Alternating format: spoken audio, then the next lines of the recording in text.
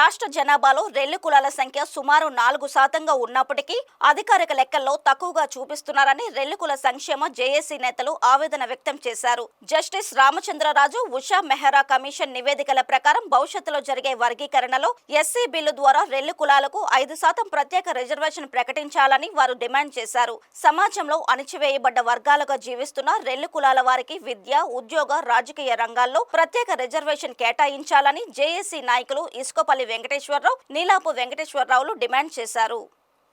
నా పేరు ఇసుకపల్లి వెంకటేశ్వరరావు. నేను ఆంధ్ర రాష్ట్ర రెల్లి కులాల సంక్షేమ సంఘానికి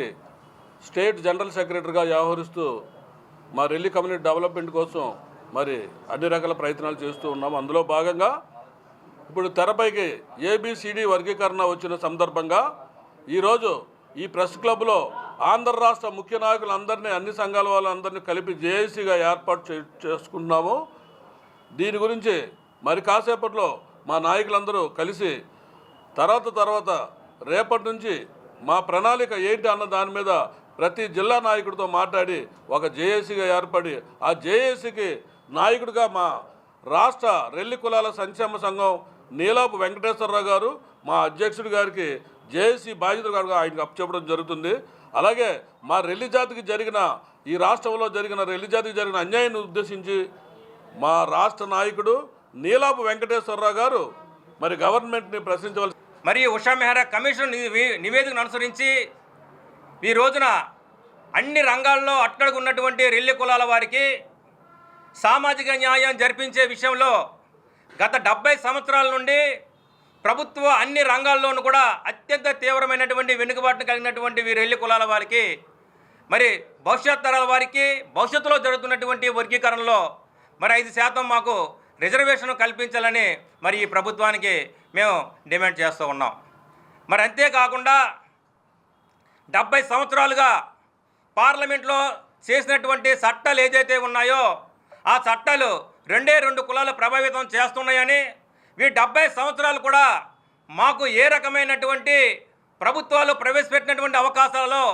విద్య, ఉద్యోగ, ఉపాధి, రాజకీయ రంగాలలో కూడా మాకు ఏ విధమైనటువంటి ప్రాతినిధ్యం కల్పించలేదని ఈ యొక్క ప్రభుత్వానికి మేము తెలియజేస్తూ ఉన్నాం. మరి ఈనాడైనా సరే ఈ యొక్క షెడ్యూల్ కులాల్లో సంబంధించినటువంటి రెల్లి కులాల వారికి ఒక లిపిలేని భాషను కలిగి ఒక ప్రత్యేకమైనటువంటి గిరిజన సంప్రదాయాలను, సంస్కృతి సిద్ధాంతాలను అనుసరించి జీవిస్తున్నటువంటి రెల్లి కులాల వారు దశాబ్దాలు తరబడి ప్రభుత్వాలు ప్రవేశపెట్టిన ఏ రంగంలోనూ కూడా ఏ అవకాశాలు కూడా నోచుకోలేని,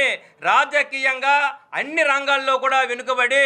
ఈనాటి వరకు కూడా విద్య, ఉద్యోగ, ఉపాధి, రాజకీయ రంగాల్లో మేము వెనుకబడిపోయి ఉన్నామని తెలియజేస్తూ ఉన్నాం. మరి ముఖ్యంగా మరి వర్గీకరణ అంశానికి వస్తే ఈరోజు వర్గీకరణ ఎవరైతే వెనకబడినటువంటి కులాలు ఎవరైతే అసమానాలతో జీవిస్తూ ఉన్నారో వారికి ప్రత్యేకంగా వెసులుబాటు కల్పించే విధంగా భవిష్యత్ తరాల వారికి ఈరోజు 70 సంవత్సరాలు వెనకబడి ఉన్నాం కాబట్టి మాకు వర్గీకరణ విషయంలో 5% మాకు రిజర్వేషన్ కల్పించాలని ప్రధానమైనటువంటి ఈ డిమాండ్గా ప్రభుత్వం దృష్టికి తీసుకెళ్ళడానికి ఈరోజు రాష్ట్రంలో ఉన్నటువంటి రెల్లిలందరి తరపున జేఏసీగా ఏర్పడి మేము ప్రభుత్వం మీదకి నిరసనగా మా యొక్క సమస్యల మీద ముందుకెళ్ళడానికి మేమందరూ ఒక నిర్ణయం తీసుకొని ఈరోజు ఈ సమావేశం ఏర్పాటు చేసుకున్నామని